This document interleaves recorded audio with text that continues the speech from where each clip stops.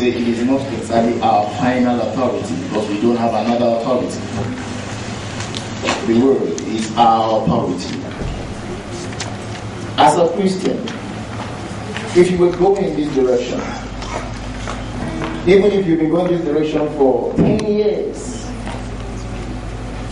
and in those 10 years you're still a Christian, but you were going in this direction, and one day the word of God came to you, that direction you have known for the past 10 years was actually not the right one. The wisest thing for a child of God to do is to stop and turn.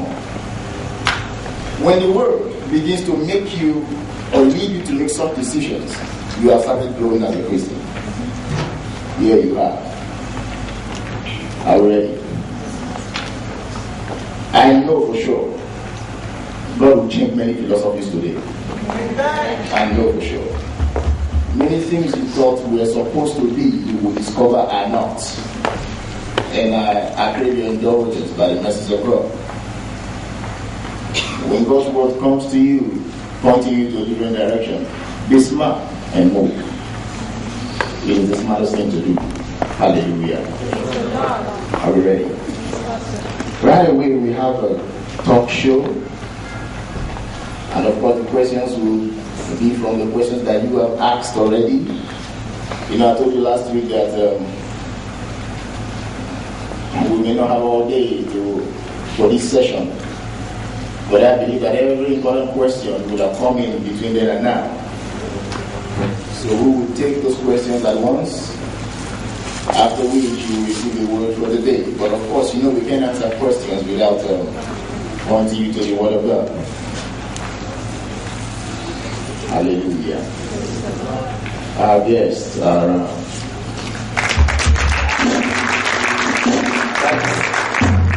that's in case you do not see them walk in. That's in case you do not see them walk in. We have in the house Reverend Dr. Peter and the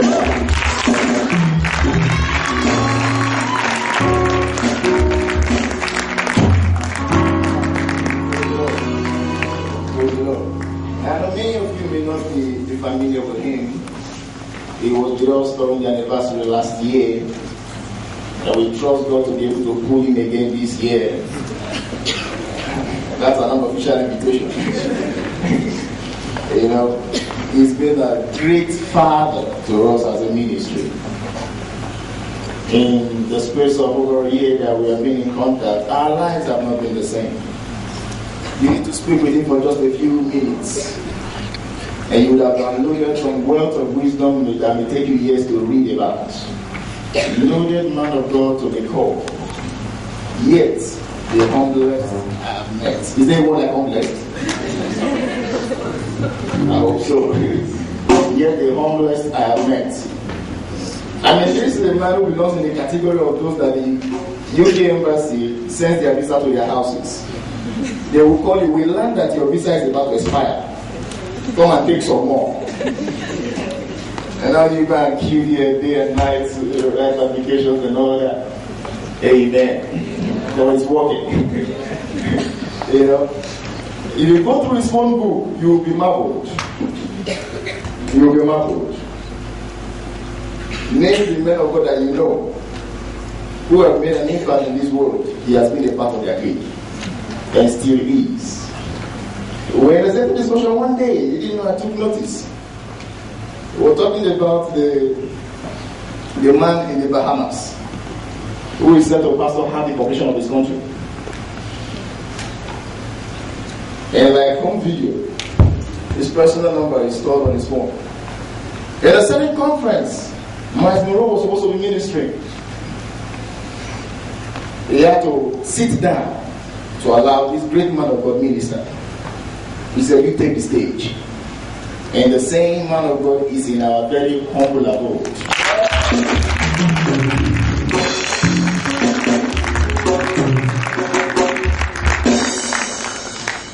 We're talking about people who have had dinners with Benny Hinn and Co.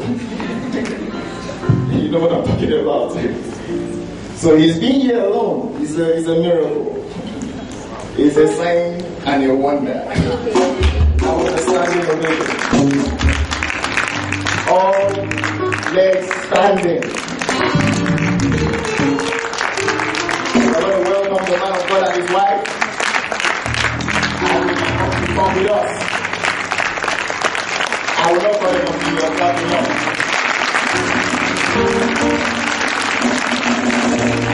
I believe you together.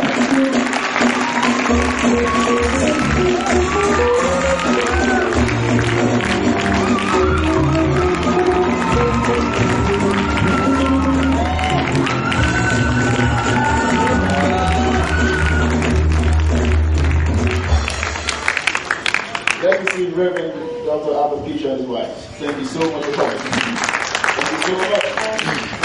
We have two wonderful seats for you here. Thank you.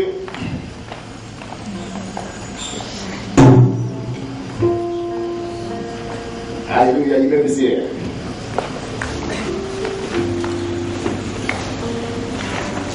Praise the Lord. Remember, we said last week for the purpose of orderliness,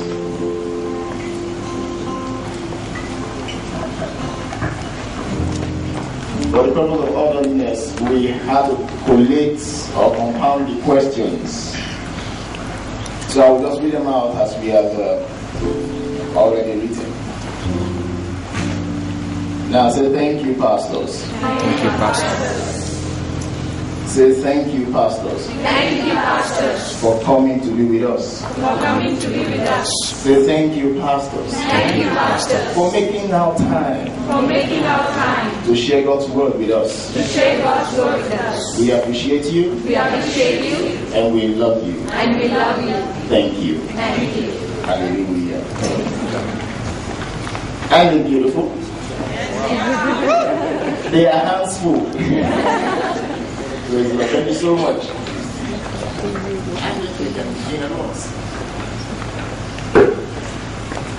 I hope I can sit.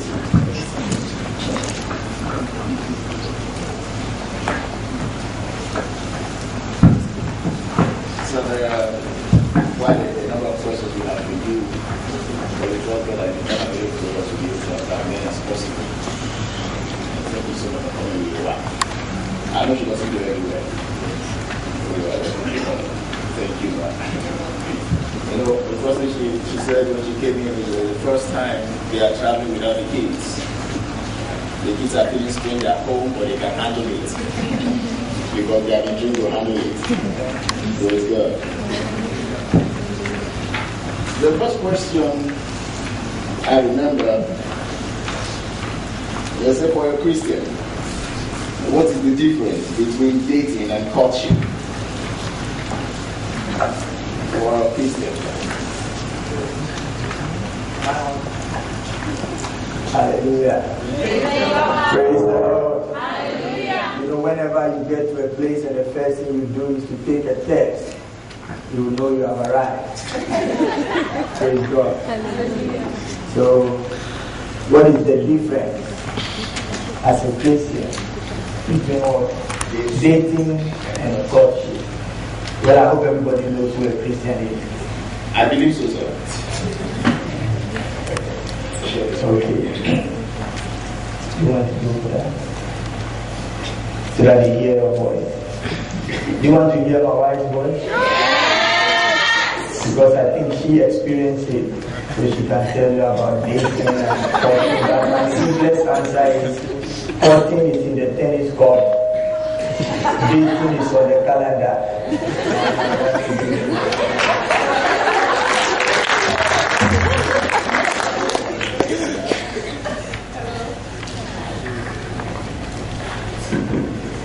Hello. Praise the Lord. I think it's the best way to start it for you to hear my voice. By giving praise to God. And I'm not going home, but I just wanted to say a special hello and thank you for having us around. And I thank God for the word and I thank God for us being Christians. I'm so happy we started with that. Because, you know, the Bible says that by one Spirit, we've been all baptized into one body. And it feels like that over here. okay? And that just said, if you come and you have to come up front straight away, you know you've arrived. So it feels good to be here. Dating and courtship, personally, I think, for a Christian, in the first place, I think there's no place for dating for a Christian, I think. And that is if I have the same definition for dating and courtship as you have it. You know, in my definition, dating is two people just coming together, having a sort of relationship just for being together with one another. And most of the time, we don't have marriage at the end of it. It may be, but that is not the main purpose for which we come together and having a relationship. It's more of like us fulfilling the need as human beings. You know, we all need that companionship, we need that sense of love, and it's like trying to fulfill it in our own way with no commitment attached to it whatsoever. That's my definition of dating. Courtship then is more like two people coming together as Christians. Since we are talking about Christians, that means two people having God as the decisive factor in their relationship. Okay? Dating, I can say, is somebody you go looking out for. You see someone, I like the person, so your eyes is doing the work. Oh, yeah, she's nice, she's everything. But courting is like God coming in to impress on the heart of a believer, a Christian, that I think this is the one I have for you. And I think as we go on, we'll get to know that we don't just run and jump and say, hey, God wants you to be my wife, so come on, get on board, let's get married. But then we try to win the person into it, into believing or into opening the eyes of the person to know that God wants you to be my partner. We try to develop friendship in the cause. And as a believer, that's what I see as courtship, okay? For a believer, dating is man-made, it's my own thing. And mostly when you talk to people about dating, they say, I have to try out, I have to be sure this is the person for me, okay? Courtship, on the other hand, is God knowing what is right for you. God telling you this is right for you, and it may not look right at the beginning. If time will permit, I will give some testimonies when you see the when God tells you something and you're like, oh God, let this car pass away from me, you know. But in the end, it's faith. So dating is man-made. My desire, what I see is something in somebody I want. I want for myself. You know, it's wanting. Me, satisfying man. Courtship is God telling you, that is it. Tilt it, work around it, develop it, make it into what you want to be. Because you see, this is what I have for you. So for a believer, if I have the right to say it, I don't think dating is in our dictionary at all. For a believer, let's cancel it out, okay? It's there, I know it's out there, it's happening. But for a believer, we want the authority of God on our lives. So he tells us, this is the one for you. Go after her, and usually the men will get it first and just put on all their strategies to try and get to it. Thank you very much. That is one of the best, explanations that you can ever have in the world. But to put the icing on the cake, I would say that we don't shop for wives. Alright?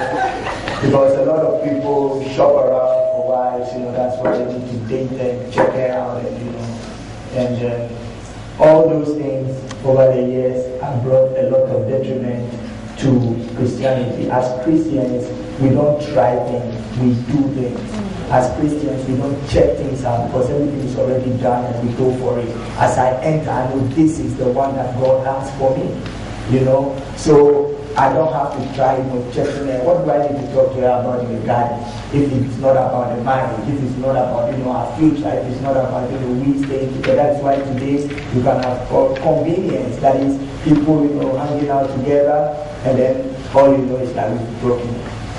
God does not get. God goes for it. So I believe also when you think about the first marriage, Adam didn't have to date Eve before knowing that it's my best part. If you want to walk like a Christian, be like Adam, and it was not Adam's desire. He didn't even know that he needed a wife. It was God who thought about the fact that this man is too low. So before you get into dating or courtship, I would say dating is out of our dictionary. So what is dating is out there. What is courting? It has boundaries. So you have a tennis court, you have a court of justice. The word court means define perimeters. So you don't just go into it. We are sure of what we are doing. Sister, the Lord said you will be my wife. What do you think about it? That means that sister is more powerful than God. God says, and what does he think about it? The first time I met my wife, I didn't give her the chance to think. I said, no cotton, no shipping, no whatever, I found you. Let's go. Let's go.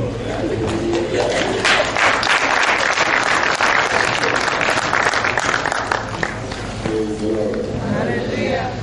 Praise the Lord. Yes. So what activities should characterize a Christian relationship? What activity should characterize a Christian relationship? Okay. Activities that should characterize Christian relationship. I will start by saying that if you don't understand what relationship is, you have no business getting into activities. So for me, I would start by saying that when you understand the fact that man is created for relationship, human beings are social beings. They need interaction. They need fellowship. They need to be, intertwined with others. Now, once we get that as a basis of existence, now as a Christian, activities in relationship. Some of the activities in relationship could be what? Prayer. Knowing the word together. Because the word is the passport in which you are going to define your living. When people are in a relationship that is leading towards marriage, they should be concerned about what God says about marriage. What God says about people who are not yet married but have the intention to marry. How should we love God? You can go to the film theater together, but you don't have no business going to the film theater if you have not gone to the God's theater. Let's watch a film about Moses crossing, taking Israel across the river. And see what happens. What are the dynamics there? How does it relate to me and you talking about marriage? But if all we're talking about is how beautiful you are, and everyone is beautiful. Some people are even fearful. So those things are defined. But now, what does the word of God say about these things? So in relationship, some of the activities, I'm not trying to be too spiritual, but I'm talking about what we live out, because all the hanging out and eating out and all those things is nice. Guys, if you are in a relationship with a lady that you really believe you're going to marry, and even if you believe you're not going to marry, take them out. Let them feel good. Let them know who you are. Learn some new language. Don't be saying the same thing. If you write a woman the same letter twice, you never get answer the third time. So you use new words. And you find out what each other loves. And try to maybe do. Somebody likes walking in the park. Another person likes reading books. And I don't like walking in the park. So she says, let's go to the park for the sake of love. I'll just follow. That was what I used to do. But I realized that I have to develop the same passion. Like, what does she love about flowers? Is it the smell? Is it the colors? Is it, the way they are? What is it? Tell me. And we do, in my case, I think we have a lot of things to do together as to what we are doing even now. We were traveling, to different places, ministering the word of God. Whenever we have a little time, we, fool around a little bit. She's my wife, she's my girlfriend, she's my lover, she's my, A and Z. is, what do you call it? The honey in my. Oh, continue the honey in my. The flower in my. Yeah, so things like that, those were the kind of activities we learn poetry. Yes, every man should know how Solomon talks. Can only do it to get one. Solomon used it to get thousands. So with activities, I would say, have fun. Everybody in the way you want, but make sure you go to services together. Make sure you study the word and grow together. Make sure you understand the thing called marriage together. Today we are speaking to you, most of you here are students. Now if you are in a medical school, you are studying to become a doctor. You are not studying to become a student. Therefore, if you are in a relationship, the activity should be activities that should help you. But I'm not saying don't have sex. Huh? No, I'm saying don't have sex. It's an activity. Like only when you are married. That's why I don't want to go there.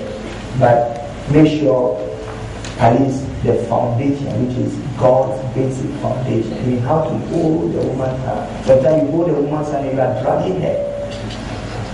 All you want to do is like, let's go quick.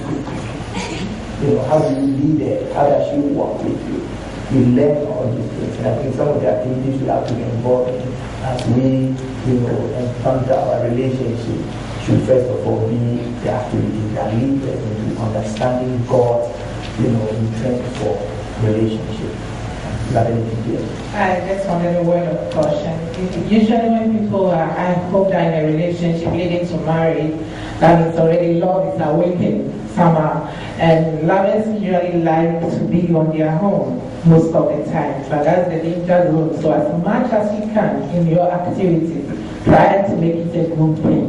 Amen? Studying the word, but get 2 or 3 around you. Let it be a group study, because the more alone you are, the more dangerous the activities get. Right? Amen.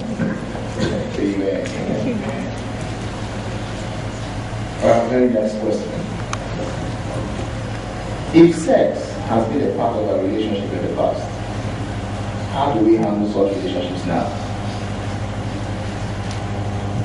If sex has been a part of our relationship in the past, then I'm guessing that in the past we didn't know.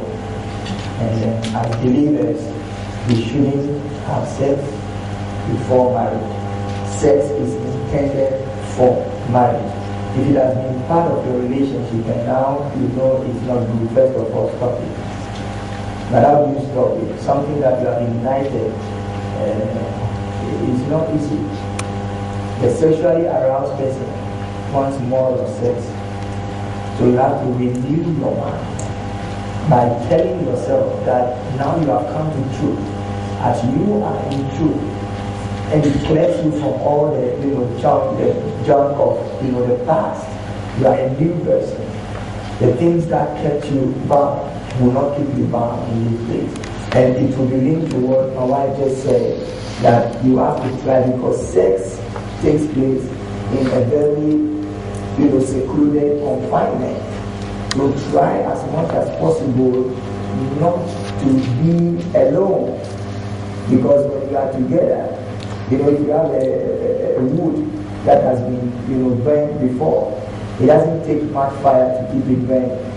You just look at the person and say, I was in the spirit on the Lord's day. It's not the spirit, you were in your last on the devil's day. So we don't have to be doing that. If you know it has been part of your life, just like I said, stop it. But how do you stop it? By trying not to keep together alone. When you repeat something over time, it becomes your habit. The word of God has many scriptures to let you know that you can make it, that you have the victory. Whatever killed you yesterday cannot kill you today, because you have come to the knowledge of the truth. And I think the bottom line is we allowing God to do what He can do in us and through us, and which is everything. You have power over, sex, you have power over your sexual desires, you have power over all that. But until you come to the understanding and knowledge of that, you will not have control over it. I'm thinking, in this case, maybe the same relation here, you started it when you were not born again, now you are born again, but the relationship is continuing. As much as possible, I would say get someone in the know, in our case, our past, alright, since we have to do this. Let them know you are in a relationship. Let them know this is intended for something, and let them hold you accountable. Okay? Whenever we have to come out of something like Pastor said, we have the power, the Holy Spirit is in us to help us and everything, but sometimes we need the help of trusted people around us.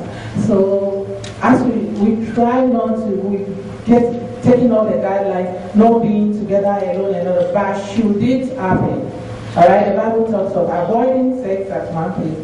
It talks about immorality, actually, sexual immorality. The text talks about fleeing it in another place, okay? So you are trying to avoid it, but should you find yourself in front of it, then you have to flee it, alright? So out of the question, just make a decision together, sit with the person, commit to one another that look, we are going to hold ourselves clean till the day we exchange our vows, and we are going to. It's a commitment, it's a work, it's an activity in relationship that you have to do. Yeah, I mean, she said two very important words: avoid and flee. So some of the ways of the avoidance is what we're saying, but if you always have to be in the midst of people not to sin, you will definitely be alone and you can sin. So you have to also master being alone and not doing it. That is when you are really overcome it. Okay. Thanks so much. Thank you, Mark. I think another very related one. Well, I guess the one that's the question should have gotten the answer already. But I'll just ask it and then we have the next one. Is romance, caressing, kissing, etc. permitted among Christians while in courtship? Yeah, even before courtship, you can kiss. The Bible says, greet one another with a holy kiss. But I understand what you mean. It's not permitted. That is immorality. Because you can kiss and after that you want to kiss. And after that you want to breathe. And after that you want to breathe. I'll explain those things maybe later. But there are certain parts of the body and doing all that. So breathe has to do with breathing and breathing. We just use words that makes us feel happy. Pastor, when it comes to that, it's not only about the kissing and the caressing and everything. Human beings are different. Like Pastor said before, you have to study the person you are with. You have to study. There are some people, if they are in a relationship or love is in the situation, you hold the lady's hand and she's already falling. Whoa. So once you've already studied that one and you know that this is a no zone area for me, you understand, and not that you feel maybe you have leprosy or anything, but she can't handle it, you understand. So you have to know your boundaries, you set your boundaries, but kissing for sure will lead to other things, so get that. I think that makes sense. I'm in love with someone and my parents already have someone else in mind for me. What do I do? He who finds a wife finds a good thing. It's not he who, the mother or father, finds a wife for. I don't know if you get. Yes, but you see, parental consent is important in marriage. Sometimes your parents may, really love if you were the wife or the husband of someone. So maybe try to talk you into it. But it should be maybe an advice. It should be maybe where we feel. But I understand there are cases where they impose you. Now, if they're imposing on you, but you cannot be disrespectful by, fighting them and doing all that, we have one sure, antidote to that. It is prayer. and leaving it in the hands of God. Try it and see what God does. But before then, you have to erase from your mind all the notions of, it is done this way, this is how people do it, this is our culture, this is the way it is, and I'm now start. Your case is different. God can appear to your father and mother in the night and say, if you there, you are there. So they find truth, and the truth will set them free. He who finds a wife, and that means there is no business for any sister going to look for a husband.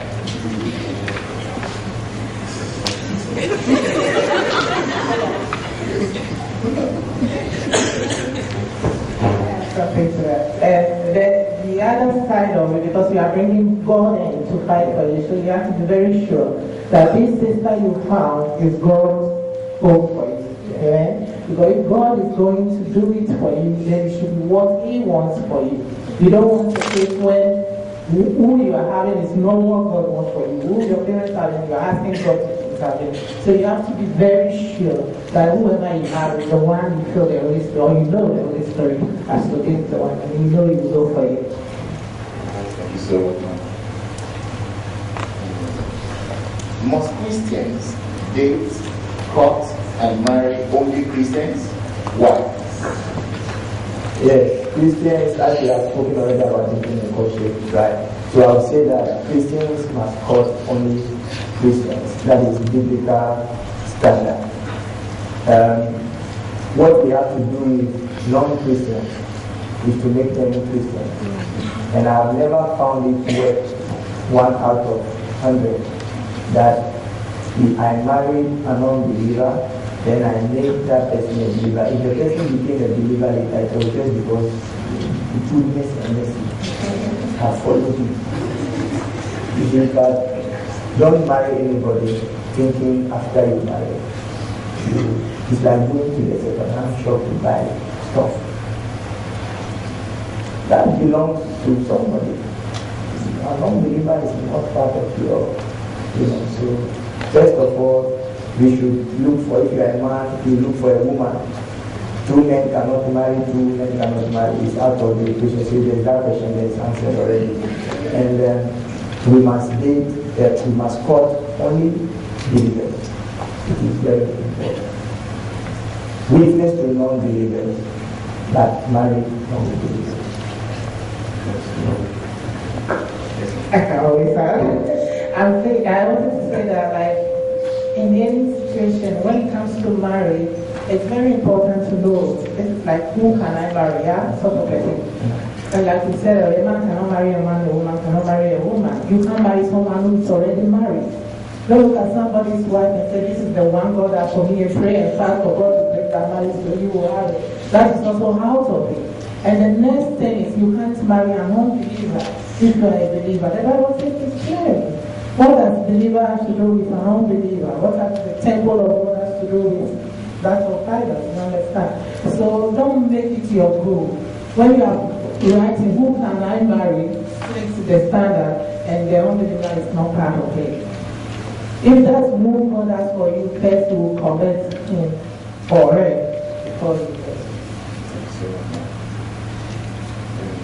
At what age can a Christian go into a relationship? At what age? At what age? I think when the Christian is mature. Now, we live in different countries where the age for, let's say, marriage or being an adult, because if you are not an adult, you cannot marry. So I just want to start with that, because we also have to be respectful to the laws of the country. But I believe there are responsibilities in marriage.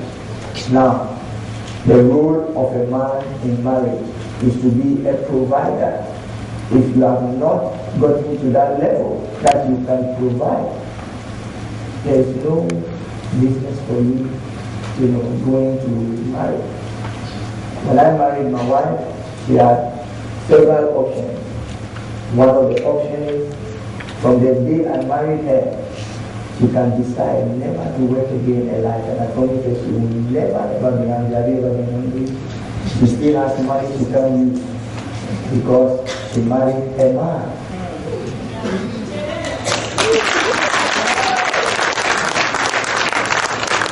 So when a man is mature, therefore a man shall leave his father, not a boy, not a cool guy, not the one with the words.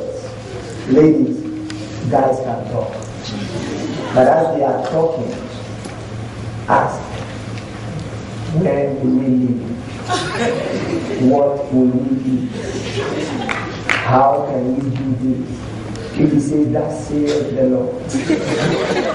Birds of the air have nests, fishes can be in the sea, that the Son of Man has told us to he said, run.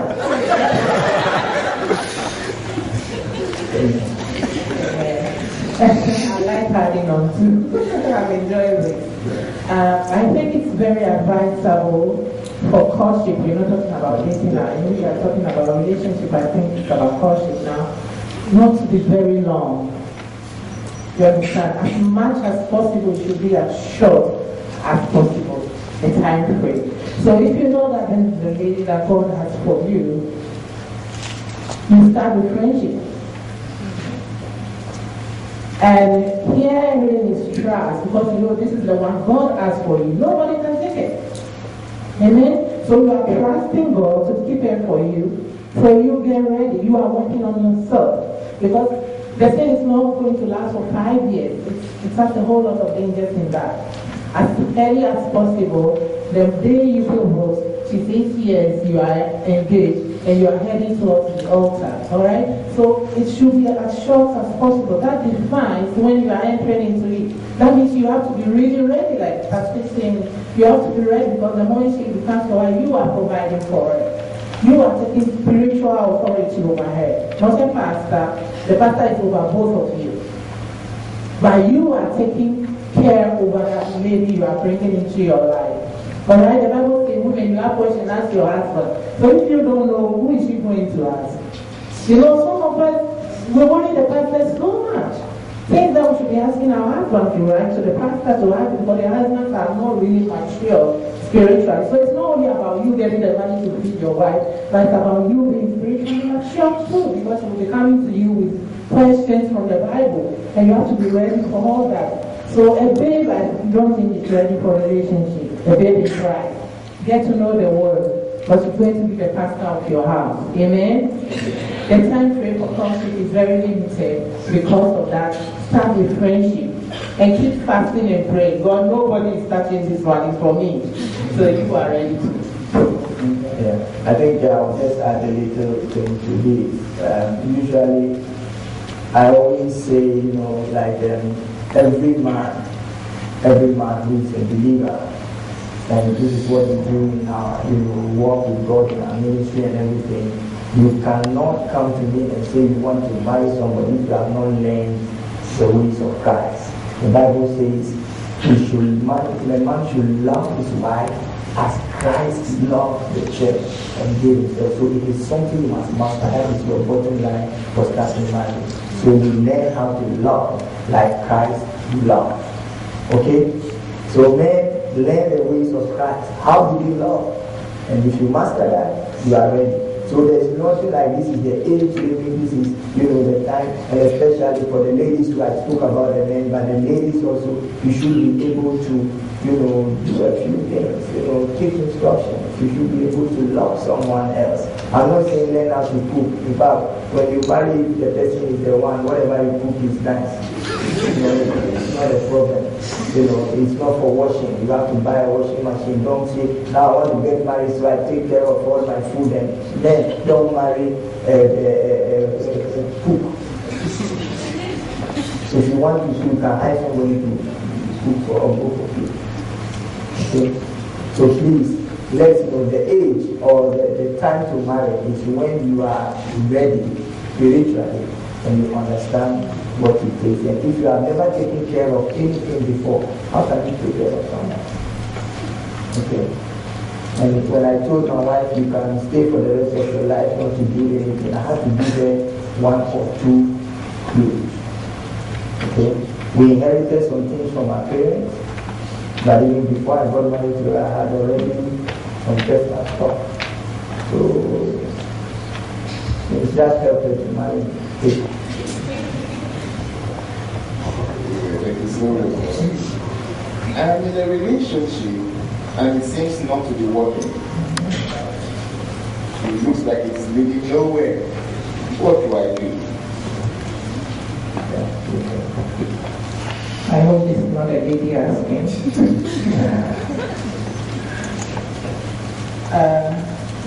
I would say get up, take a time out. Because sometimes we push things so much. Before you finally you get it, and it may not be up to your expectations, and you will be frustrated. Is that what I told before? You know, get out of that relationship. If it's God's will, you go round and you come again. Amen? You come back to it. Don't try to work things out that are supposed to be nurtured, you know? It's something that needs to grow. If you are forcing it, it's not supposed to be. It's not supposed to be. I really hope that it's not a lady asking it, but it's a guy. If it's a guy, since you know this what God has told you, we've already established that fact. You don't walk into any relationship without knowing this is what we are not trying, we are not errors.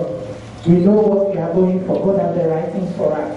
So if you know you really heard from God, you really convinced, they allow the lady to give the person time. Just keep praying, build friendship. You know, we jump into, because we've talked about God initiating the thing, we just go and say, God said, forcing ourselves on people. No, build friendship. Look at a brother who has never even said hello to you in church before, all of a sudden coming to you and trying to impose himself on you. It's not going to work. At the first time they say hello one Sunday, the next Sunday, hello, how are you? The third Sunday, bring a banana. You know what you are after. Try to win into the thing, okay? That's how it was. So I really, if it's a lady, get out of that really. Don't force it anymore. Allow God to have it. So if it's a guy, move step by step. Okay? Step by step. Okay. Yeah, very good. Yeah, you can clap. I think also the question is, I'm in a relationship that's not working. What do I do? They get out. Yes. If it's not working, stop it and find how it should work. But you know, most of the times we come to relationships with our preconceived ideas. So this is my list of things I'm looking for in a relationship, and this is the list of things that she's looking for in a relationship. So now when I'm pulling it and I'm not getting it, it will not work for me. But I think in a relationship, we should have a sample, or the ideal what relationship should be in front of us. So we compare it to what is the ideal thing. If we are not meeting out what it is, then we have to look for what we are missing out on and fix those things in, and then it will work. If you do it, it's not working, there's nothing wrong with it. Look, you just let this thing, over. So if you're in a relationship and it's not working, what you do, two things. One is, I'm out of it. The second one is, what is not working? Am I the cause? Is the relationship itself the cause? Is it because we don't understand things? When we got married, we had to learn to speak one language. Because my wife was brought up in a home. It was the best home in her life. I was brought up in my home, which is the best home in my life. And now I came into this marriage, and I want to impose my own laws in our home. But God one day slapped me and said, you can't stay in your father's home, that's why you're out of there. So create a home, your home. Right? And I so much wanted to be the king of my family. It didn't work. I tried to coup d'etat, it didn't work. I tried shooting people. I realized I didn't know how to, because if I had to hit my target, I would have killed someone. But the thing that worked is the day I made her a queen, I automatically became a king.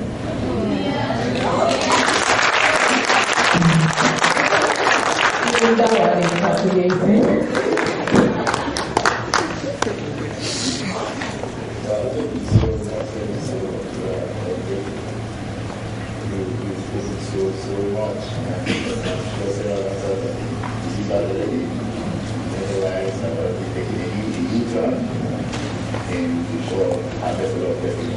But I would love to take one live question. So if anybody has, that's the opportunity. Live question. This is DLM live.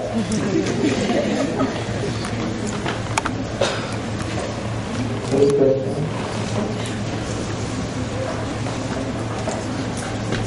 It's a normal question. Don't try to rephrase it. Just ask it.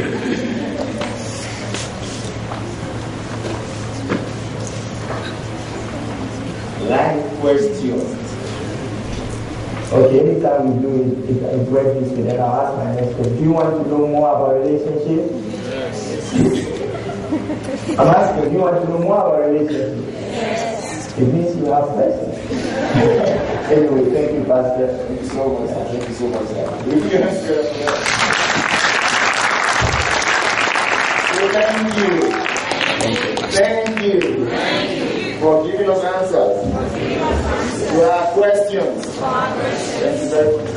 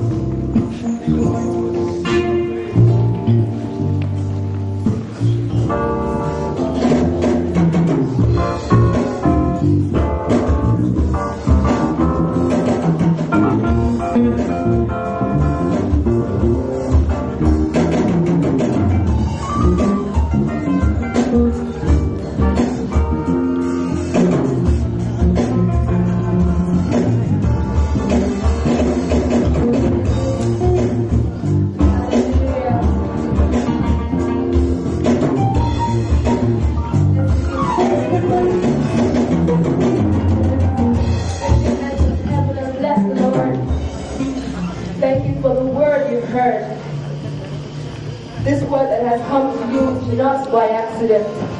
It is meant for someone in here. Raise your hand and bless the Lord. And after this word that you've heard will actually minister to a part of your life. Bless His name. Put yourself in the mood of worship. Create an environment of worship, an atmosphere of worship around you right now.